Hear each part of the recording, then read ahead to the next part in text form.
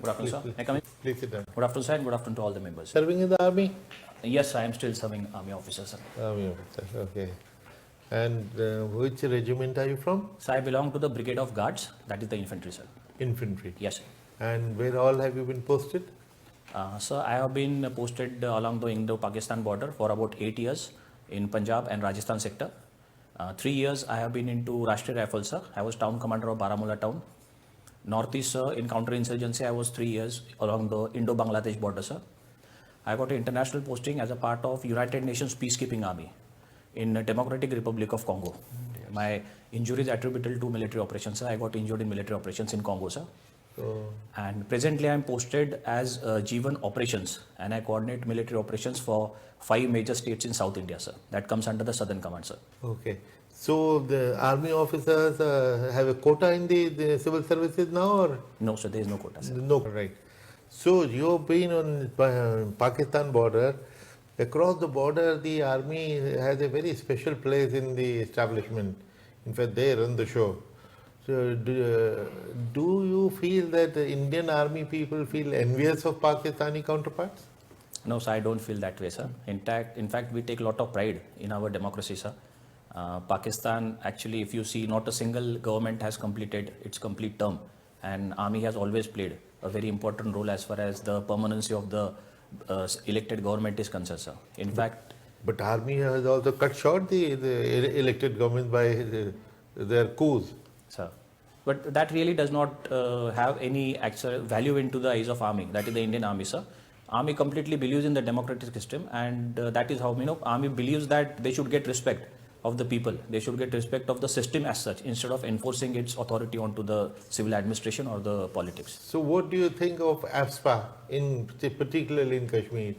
Sir, Should it still continue in the entire state, or should it be removed from certain districts? So especially in J&K specifically, I think ASPA is still required, because the states where it is applicable, that is North Kashmir, the moment one crosses the Pir Panjal ranges and gets into the valley, at that places it is required, because it not only affects the powers of the armed forces but directly affects the morale of the troops also. As far as Jammu region is concerned, where the incidences of insurgency are almost nil, I think that area can be curtailed, but it can only be had into the North Kashmir, sir. Because you yourself mentioned public perception. Then in public perception, army, because of ASPA, is committing atrocities. So if you want to improve public perception, it should be removed. Yes, sir, I believe that it should be removed, sir, but public perception definitely not at the cost of sovereignty and the integrity of the country, sir. Public perception, I think, comes secondary as far as the army is concerned. Most important is security. Yeah, but you're right. In Jammu, there is no problem. So why should it continue in Jammu?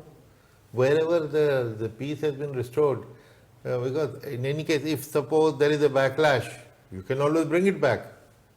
Yes, try it. Why should we not try it? So I agree, it should be removed in Jammu, sir. If there are no incidences, it should be perfectly okay if it is removed in Jammu. Two questions, slightly personal. I hope you don't mind my saying so. Yes, sir. You explained very well the 10-year age relaxation which you have for entry into civil services. Sir.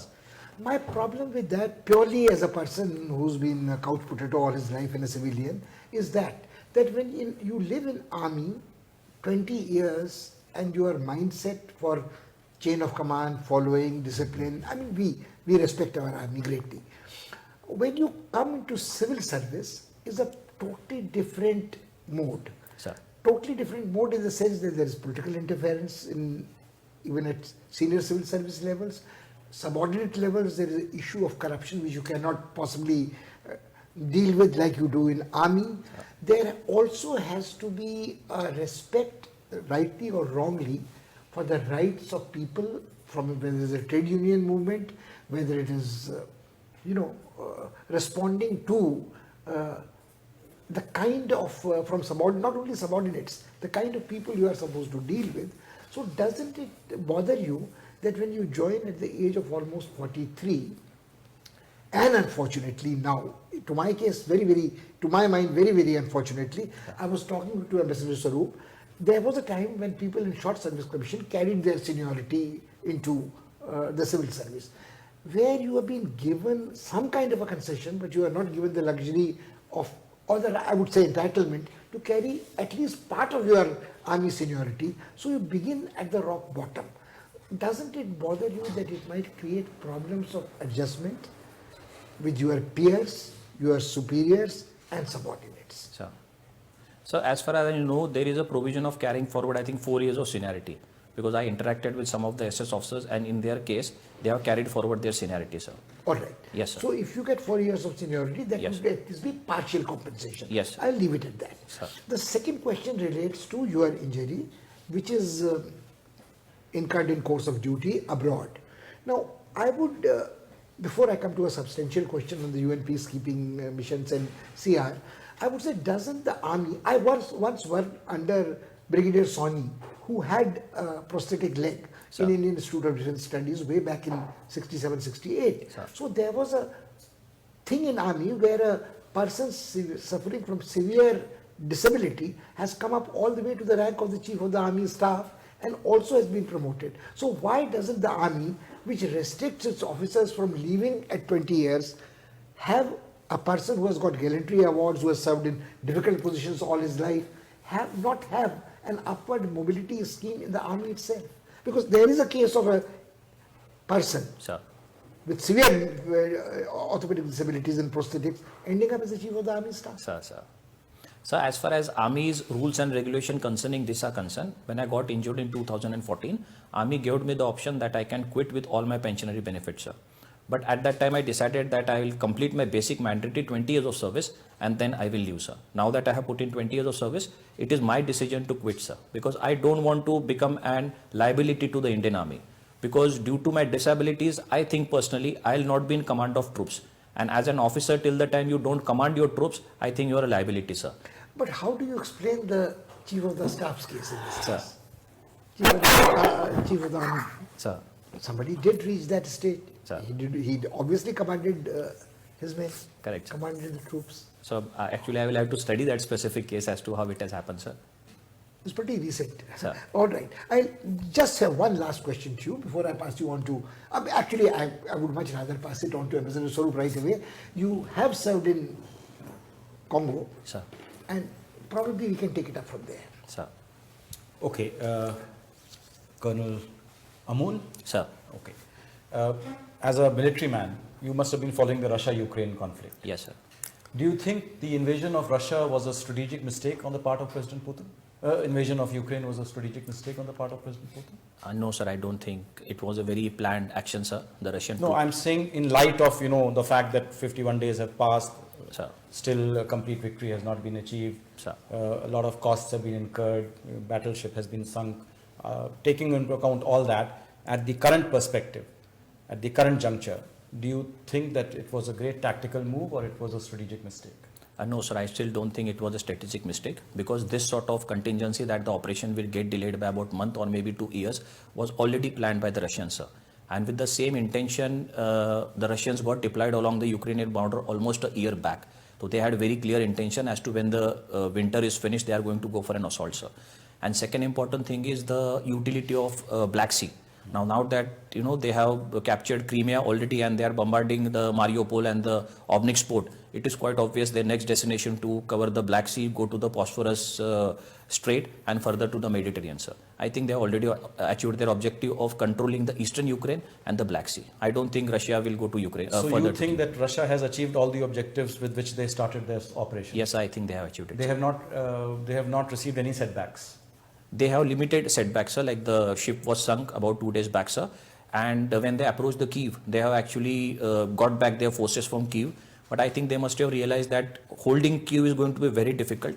And now their intention will be only to concentrate on to eastern Ukraine and the Black Sea, sir, which they already got under their No, control. so that's what I don't understand. Last time in 2014, Russia basically annexed Crimea only. Sir. This time also they could have concentrated on the Donbas region. Sir. Why did they have to, encircle whole of Ukraine and then try to take Kiev? Because by all accounts, when you send 150,000 troops, you send a 46-kilometer long convoy to the capital city. I mean, what is this? Just to shock and awe or to take over that city?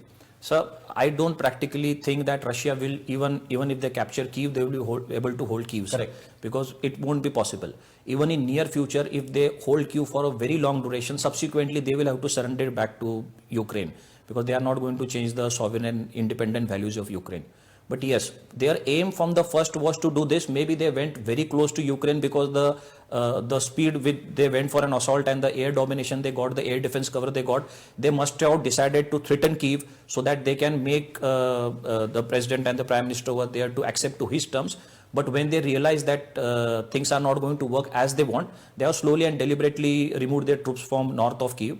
And that was well planned. This sort of dynamism is always there into military plans, that you advance your troops in certain sections, and if you don't achieve the aim, you try and withdraw them from certain sections. If you are President Vladimir Putin at this point in time, what is your cost benefit, bottom line now? So How I do think you assess the costs and the benefits that you have got from this operation, special military operation in Ukraine? so. I will see it from a historic perspective, sir. Russia has always been attacked. It was attacked by Napoleon. It was attacked by Hitler in Second World War, sir. So I get it back to almost 200 years back. So I'll be very conscious enough this time that I want to have countries around me, especially along the borders of Europe, which are either friendly to me or at least they are neutral. I don't want them to be tilting towards the NATO or the European Union, sir. With that intention, what Russia has done now, they are actually, what their intention was, they achieved. Because if you see North Sweden and Finland, they are still neutral. They are not joined. They are talking about joining the UN, the NATO, but they are still not joined. But what they joined, I think both of them are making very serious moves towards joining NATO. Yeah, so they are the moves, sir. They are still not worked out, sir. Actually, we can see as to, they are already, Russians have threatened that they are going to deploy the nuclear weapons. So most probably in this contingency, they may not join, sir. And as of now, you see that the Donbas region, which always had a domination of the Russians, if that is controlled, the access to the Black Sea and the Mediterranean Sea is open. So that I am granting that, one of the strategic reasons why Russia invaded Ukraine was to get, secure the land border. That is gone. Correct, sir. But the point was that could they have secured this with a limited military offensive along that side, where in any case there was majority Russian population and there would have been local support as well, rather than get into this protracted war of attrition with Ukraine, and at least internationally suffered the opprobrium of being called a war criminal, suffering a huge military losses as well, getting your battleship sunk, and, facing ostracism from Europe. So this sort of economic backlash as to what has happened against the Russian, or maybe limited military debacle as far as sinking of ship is concerned, this was already catered for when they went for the war, sir. And as far as the complete overall picture is concerned, I still think Russia is in favor of what they always wanted to do. It is not that, and sanctions and are about the economic sanctions. Will they not bite? So they will bite, sir, but we will find maybe 10 years down the line there will be no economic sanctions because Russia is sitting into a lot of energy, a lot of minerals. Once Russia actually changes its stance as far as Ukraine is concerned, maybe surrender some land, maybe accept to some of the terms of NATO, we will find that the sanctions will be removed, sir. I don't think permanent sanction is good for Europe and America also, nor it is good for the Russians, sir. Subsequently, over a period of time, sanctions will be reduced, but at least the aim of Russian as of now is achieved, sir. So Russia will return back to Europe as an honorable member of the European Community of Nations. Yes, sir. If after Second World War, if Japan can become an ally of USA, where they fought and dropped nuclear bombs into Japan, I think in near future they will again become friends, sir. Okay. Turning to the UN peacekeeping operations, because you served in one. Why is it that India is no longer now in the top three, I think, troop contributing countries? So I think India is one of the largest contributing countries, sir. Overall, we are the largest, but we are no longer in the top three. In fact, even Bangladesh has gone ahead of us. Has there been a policy decision that we don't want to, get into too many UN peacekeeping? So what has of late happened is that there is no policy decision, or this has not been planned or purposefully they have decided to reduce the troops participation. We already have got one brigade, almost 4,500 troops in Congo, sir. I know that. Yes, sir. And maybe over a period of time, we must have realized that the applicability or maybe the functionality of troops in Congo is not much. Because it is not that you could keep a complete brigade and they are just lying there, not much of contingencies happening over there. Secondly, Congo has improved a lot. And just because there are not much of human rights violation, not much of actions as far as genocide is concerned, not much of cross-border firings between Ukrainians and, the Congolese and the Rwandan army, situation there is peaceful, sir. Again, there are many allegations where it has been said that the Indian army and maybe the Asian armies are there in Congo and there are no American or no NATO armies over there. they are trying to protect the interest of the Chinese and the Americans who are exploiting resources over there. So that may be the second thought process, that why should we try and serve indirectly to the Chinese and the Americans when we have got our own situations like the JNK and the Northeast, where the army can be very fruitfully employed, sir. So I think But also, isn't this a reason that many other countries which hitherto had not taken too much interest in UN peacekeeping, they have suddenly come up, like Ethiopia has now become a major TCC, Bangladesh has become, even China, which in the past had very little interest in UN peacekeeping as a permanent member, is now becoming, contributing troops. Yes, sir. Why is China contributing troops to the UN missions? China, sir, historically has never contributed big number of troops, sir. In fact, to the extent China is, we actually don't consider Chinese army to be a very combat ready army, just because nor they have got any insurgency, nor Chinese have fought a classical battle for a very long time. I think in case of China, they must be trying to give an international exposure to their troops, and also with Chinese hegemony increasing, their economy increasing, they want to project the military power and also sustain that they have got the power to deploy their armed forces internationally. This must be one of the options as to why China is projecting. I pass you on to Dr. Singh. Well, thank you. Such a pleasure interacting with somebody as knowledgeable as you, Colonel Amulji. Thank you, sir. I would like to understand from you, times are changing very fast. I would like to understand the ramifications of information warfare and asymmetric warfare. Asymmetric warfare and information warfare, and how they impact us vis-a-vis our neighbors, primarily China and Pakistan. Sir. So in armed forces term, we call it the fifth generation warfare, where non-state actors play a very important role, sir. Live example of this can be what happened during the Galwan clashes. One of the power station in Mumbai had all of a sudden faltered. So it was a cyber attack. One more international exposure example in this case can be Israel attack onto the Iranians' nuclear reactors, sir. So without actually having any armed forces or any aerial attack onto the Iranians, they almost demobilized the program as to what they were working about in Iran, sir. So I think this indirect war of information technology or maybe cyber attack plays a very important role. And as and when new technology and new ideas come into it, India has to be prepared for it, but they play a very important role, sir. Colonel Amul, two things. Sir. Multiple chopper crashes in Assam. Accidental death of CDS Bipin Rawat. It is alleged that there perhaps was some mischief. It is alleged, there is no proof, and if there is any, at least we are not privy to it. Would you suspect that these multiple chopper crashes in Assam could have an element of this warfare and General Bipin Rawat's death in an accident? It was, after all, a flying tank. The best of pilots who had seen the world. At least I, for one, do not believe that this could have been possible in an accident. Your take. Sir, whenever any aerial accident takes place, very thorough investigation takes place, sir. Prima facie, whatever has happened in Northeast, where there have been multiple platforms which have crashed, sir, they are the Chetaks and the Cheetahs, sir.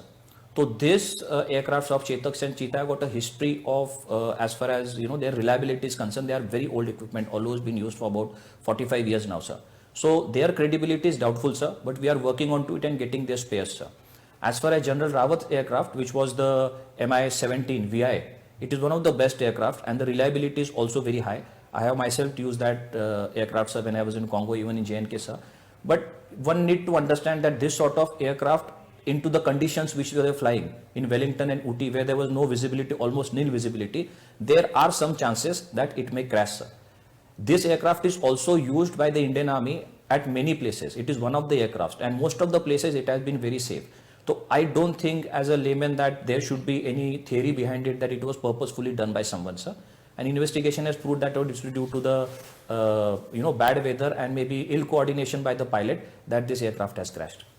Now, another thing that is causing concern to security agencies and intelligence agencies in the country is the large number of officers falling into the trap of honey trapping. Unprecedented numbers. Do you think there could be a strategy to control this business of honey trapping through internal vigilance, tighter control, having greater access into the inboxes of the officers at sensitive posts?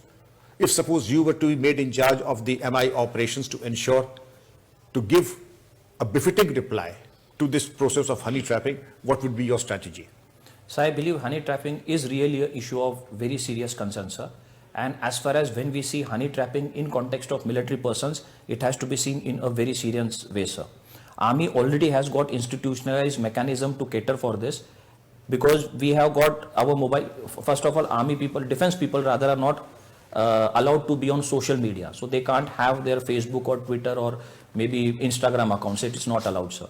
Even administrative headquarters or for the field formations, wherever one is posted, they are highly restricted as far as the utility of mobile is concerned. Any computer in the army is audited after every 1 month. One is not allowed to use any mobile connection. One is not allowed to use any pen drive. Pen drive too, yes. Not allowed, sir.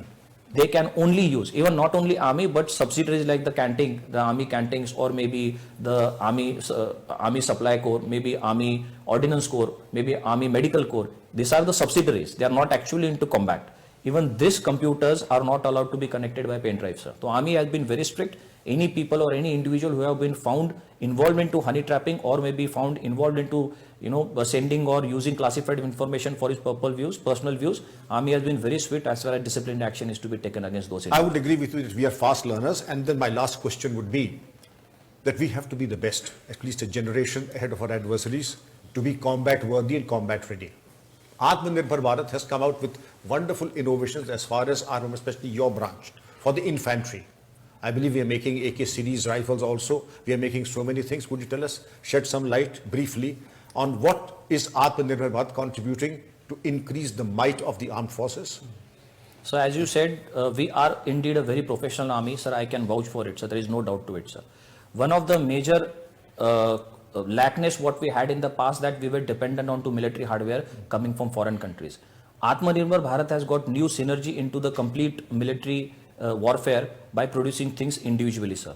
As you have asked, some of the aspects of Atmanirbhar Bharat are, we are trying to have a joint collaboration, that is public-private partnership. There are also 210 equipment which have been placed by the defense minister onto negative list. These items are to be produced only in India. They are not to be produced from foreign countries, sir. Also, there are projects under which we, instead of buying the equipment directly from the foreign country, we will rent it, use it for some time, see the utility, and only once we are realized that we can use it, we use it, or maybe we buy it, otherwise we send it back to those countries, sir. So I think Atmanirbhar Bharat has played a dual role. First, it has played as far as the indigenous production of goods is concerned, and secondly, it has also given opportunity to entrepreneurs and new business opportunity for the Indian people to get into defense services, which was not available in the past. Thank you. Sir, Yeah, I've asked already. it's been a Yeah, just one. We asked you all the questions about the army, and you were very comfortable. So just one question out of that. Youth exchange. You mentioned youth. Yes. What is the age definition of youth in India?